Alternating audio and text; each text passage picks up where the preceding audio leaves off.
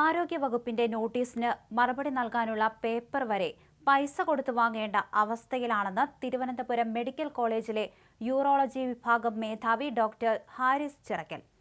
ആരോഗ്യവകുപ്പിന്റെ വിശദീകരണ നോട്ടീസിൽ മറുപടി നൽകാനിരിക്കെയായിരുന്നു അദ്ദേഹത്തിന്റെ പ്രതികരണം. ശസ്ത്രക്രിയയ്ക്കുള്ള ഉപകരണം ഇല്ലാത്ത വിവരം പലതവണ അറിയിച്ചിരുന്നുവെങ്കിലും നടപടി ഉണ്ടായിരുന്നില്ല.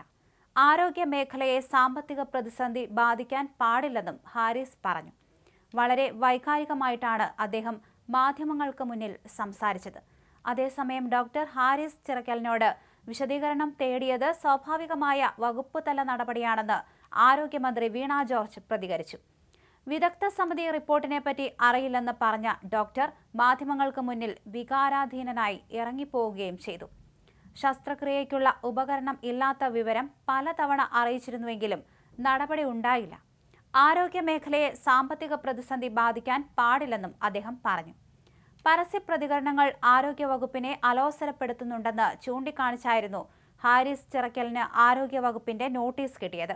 ഇവ ആരോഗ്യവകുപ്പിനെ താറടിച്ചു കാണിക്കാനുള്ള നീക്കമായി പലരും ഉപയോഗിക്കുന്നുണ്ട്.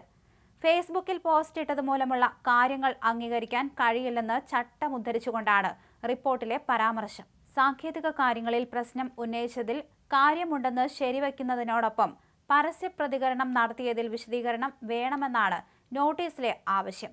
ഉപകരണമില്ലെന്ന് പറഞ്ഞ് ശസ്ത്രക്രിയ മാറ്റിവെച്ചെങ്കിലും പിറ്റേ ദിവസം ശസ്ത്രക്രിയ നടത്തിയെന്ന കണ്ടെത്തൽ റിപ്പോർട്ടിലുണ്ട്.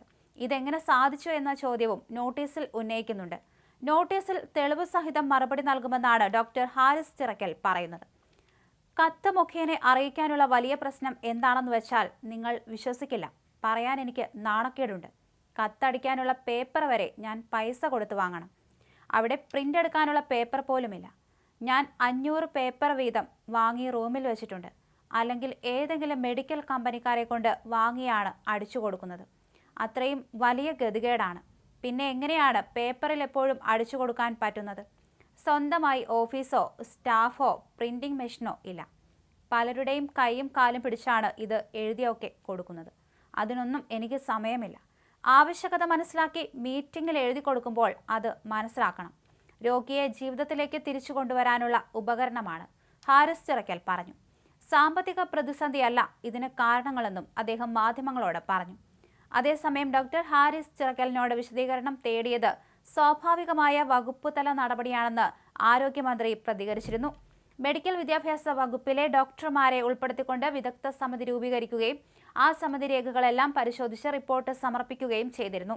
ആ റിപ്പോർട്ടിന്റെ അടിസ്ഥാനത്തിലാണ് ഡോക്ടർ ഹാരിസിനോട് വിശദീകരണം ആവശ്യപ്പെട്ടതെന്ന് മന്ത്രി പറഞ്ഞു.